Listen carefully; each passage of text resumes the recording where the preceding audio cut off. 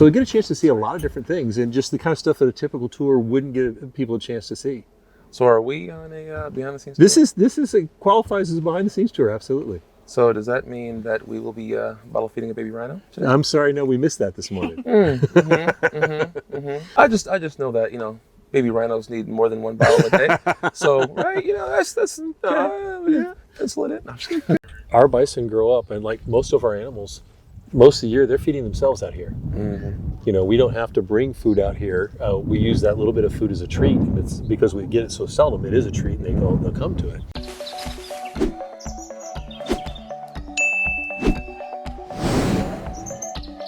It varies from day to day. A couple weeks ago, we had people in the barn with us doing a rhino anesthesia. You know, a week ago, we were doing an exam on a dole. And, you know, so they were in the clinic there with us while we're doing it. It could be anything, any day. So we're actually going to follow out with Kurt, who's the guy who leads up our pasture area, right, and the veterinarian, and they're going to dart a bison while we're out here. Yeah, Kurt's from the show. I don't know if I mentioned the show before. Yeah. No. Maybe, no, not at all? Okay. You've seen it. Yeah. I'm sorry. Sorry, that was funny. That was good. There's no show. I don't know. So we're gonna go see a bison exam. That's the best word to use. So they're gonna go and dart the bison. They have the whole team. There's the vet staff. I think there were some college students as well with this trip today. And it's just kind of cool, like to see like mobilize. See this? Like everyone's like mount up, roll out, Autobots roll out. Here, okay, we're done. Enough of the jokes. We're done. And done. The bison are out here, right? Obviously, you know, on a couple hundred acres in this section. You can see the herd strung out along that hillside down into the lake there. So what they'll do is they're going to roll out with a truck and shake some feed buckets, because food's about the best motivator we have. Now, granted, we're out here in hundreds of acres of grass, which is what they eat all the time, but they do like the pellets. And so we use that as a tool to help us move them around. I mean, I don't know, if you just came out there with a bucket of cheeseburgers, I would come running really fast. I'm just saying. It's the exact same theory. Yeah. Exact same theory. So what we're going to do is we're going to hang back, and they're going to pull the herd up there. We've got one animal out of about 140 out here that we're looking for. Dr. Joyner, our veterinarian, is in the truck with the guys, and so she'll be able to, you know, the animals recognize that truck as something that brings food. She'll be able to dart the animal from that truck. So you'll see all the adults have ear tags, and that's, you know, of course, how we track each individual. All the babies out there are ones that have been born this spring, so we haven't handled them yet. So we'll have a roundup in the fall, and they'll all come through, and they'll all get their ear tags then. And then the guys spend a couple weeks matching up babies with moms.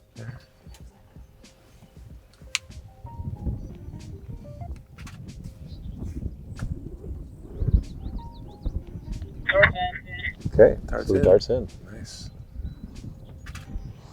So animal management work out in the open like this is a real partnership between the people that take care of the animals and the vet team, because you need the folks that know the animals, know what they're going to do, know how they're going to respond, and get the vets in the right position. You know, get the animals to the vets and get the vets in the right position to do what they need to do.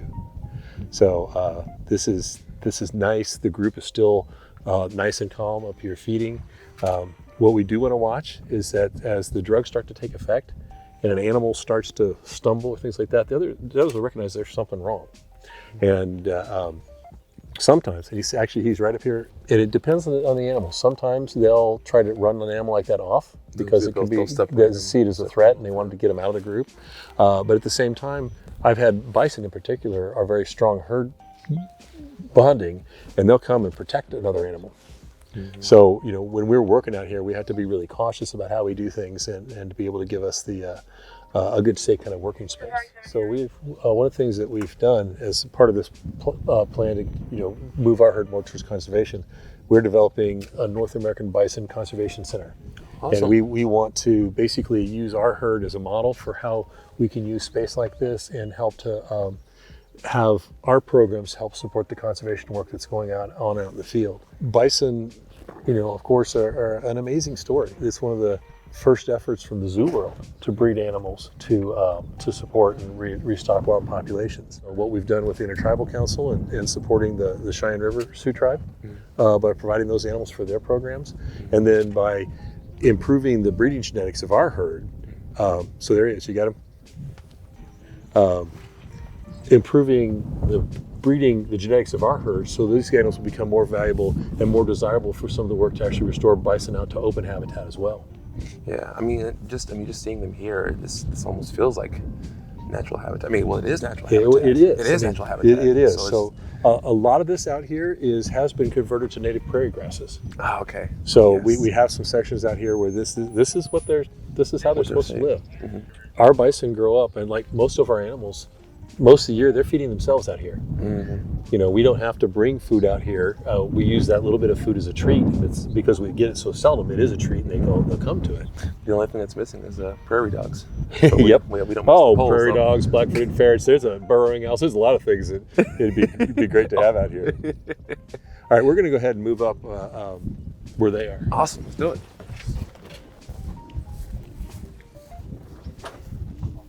So once the animal's down and they gauge it's safe to approach, they'll come up. We cover the eyes there with the blanket just to limit the visual Pretty stimulation. good. How you doing? Pretty good. Good. It's good to see you. You too. Thank you. You enjoying yourself so far? Oh, always. Have Always. fun to do yesterday?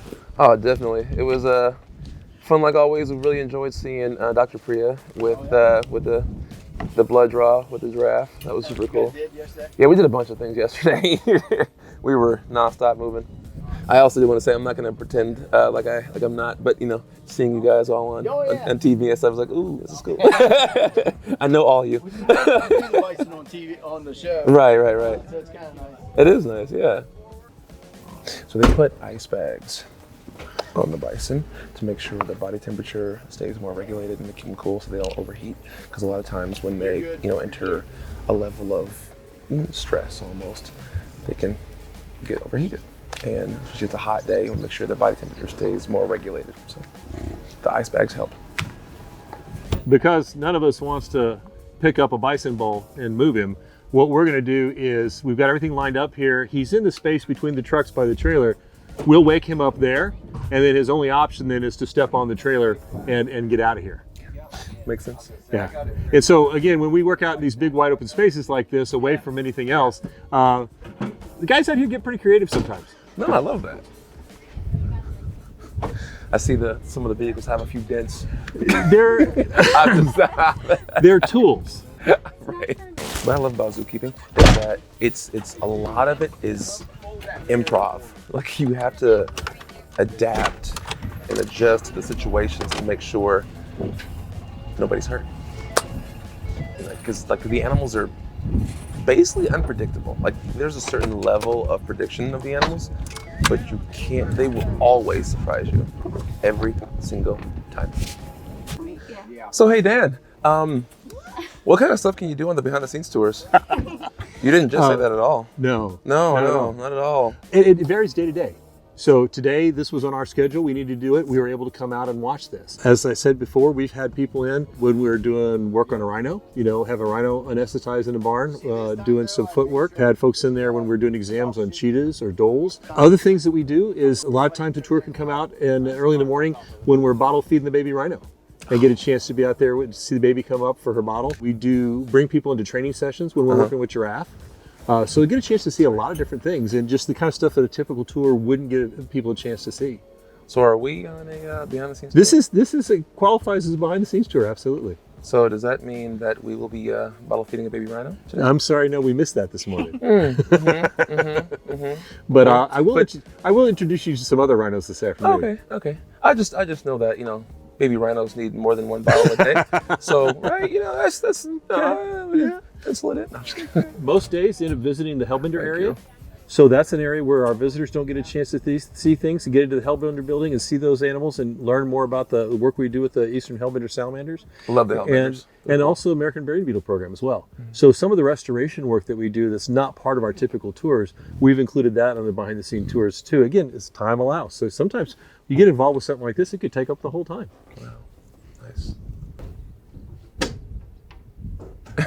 Sorry. It's Mr. Krabs. Hey, Dan. And that's how that works. Good job. Easy, right? He's secure.